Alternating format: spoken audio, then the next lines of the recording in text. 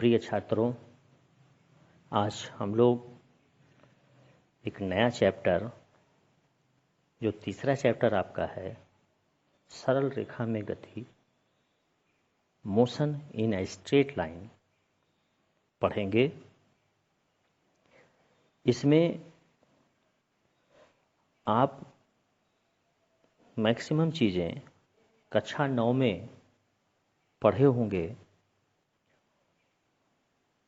आज हम लोग इस चैप्टर के जो टॉपिक है, चाल तथा वेग, स्पीड एंड वेलोसिटी, आज हम लोग चाल अर्थात स्पीड के बारे में पढ़ेंगे।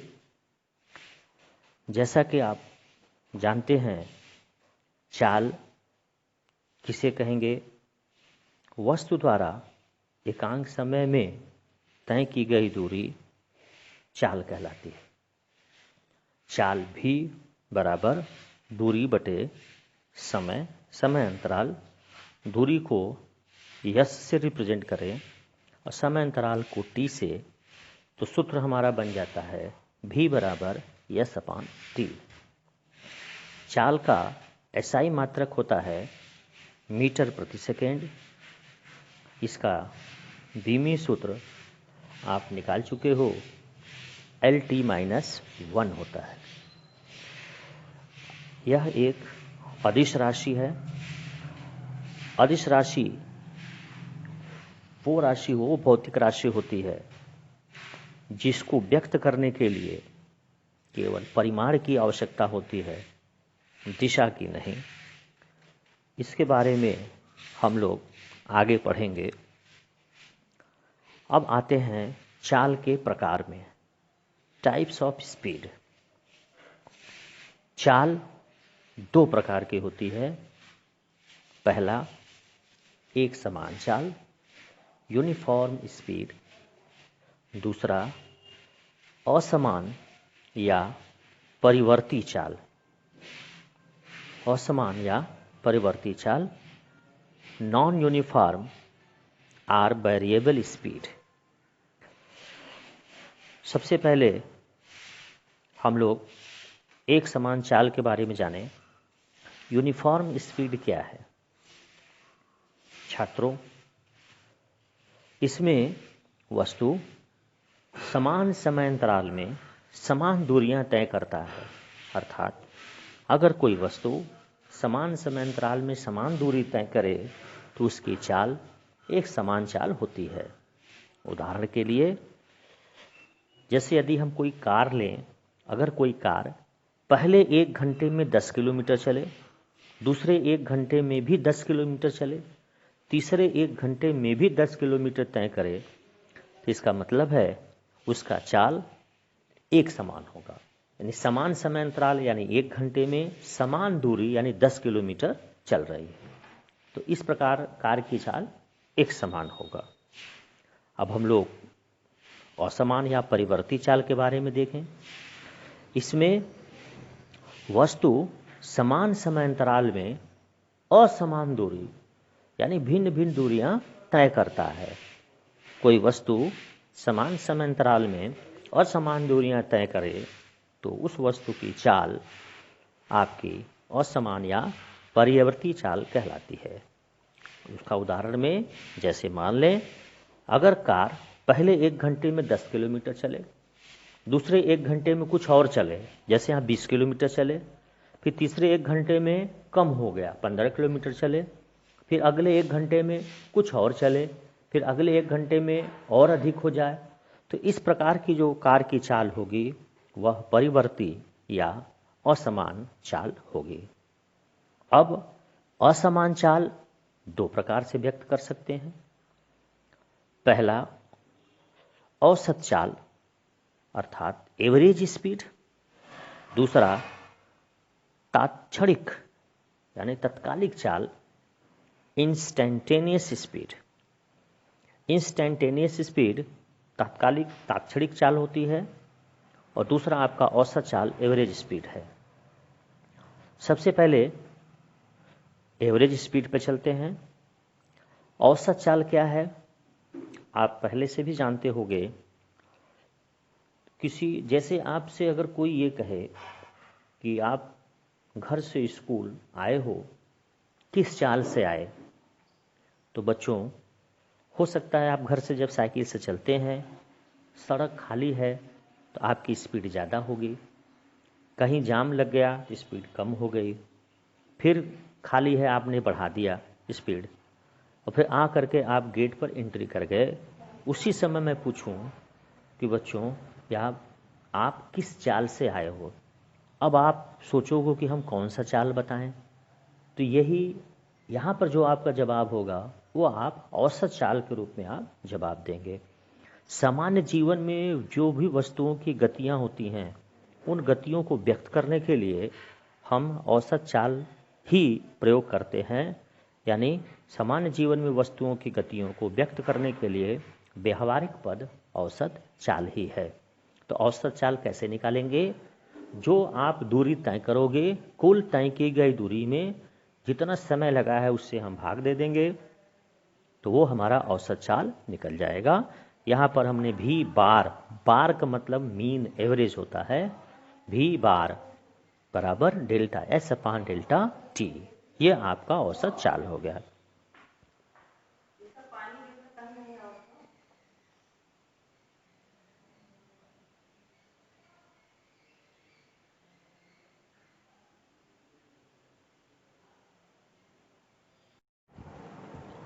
प्रिय छात्रों, औसत चाल कुल दूरी बटे कुल लगा समय अर्थात भी बार बराबर delta s upon delta T, औसत चाल हो गया। अब हम दूसरे जो प्रकार की चाल है वो तात्क्षणिक चाल, इंस्टेंटेनियस स्पीड। इसमें वस्तु परिवर्ती चाल से, अगर कोई वस्तु गतिमान है तो उसकी किसी विशेष क्षण पे जो उसकी चाल होती है वह तात्क्षणिक चाल कहलाती है। जैसे मैंने आपको भी कॉलेज आने का जो एग्जाम्पल दिया था, उसी में मैं आपसे ये पूछूं कि किसी पर्टिकुलर जगह पे जब आप थे तो उस समय आपकी चाल कितनी होगी, तो वो जो चाल होती है वो तात्क्षणिक चाल कहलाती है। अब तात्क्षणिक चाल निकालेंगे कैसे?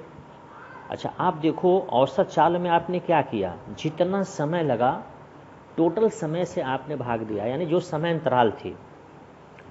लेकिन जब आप किसी पर्टिकुलर समय की बात करेंगे तो वहाँ पे समय अंतराल क्या होगा, लगभग जीरो की तरफ, मतलब जीरो की तरफ टेंड करेगा।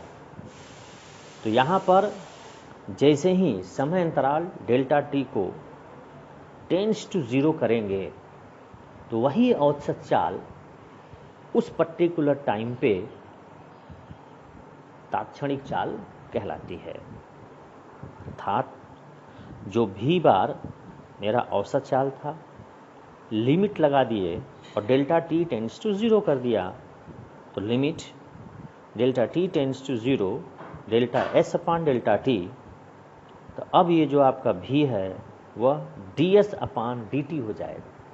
यानी औसत चाल रहेगा तब बच्चों delta s upon delta t, और अगर तात्क्षणिक चाल हुआ तो d s upon d t, यह आपका तात्क्षणिक चाल होता है।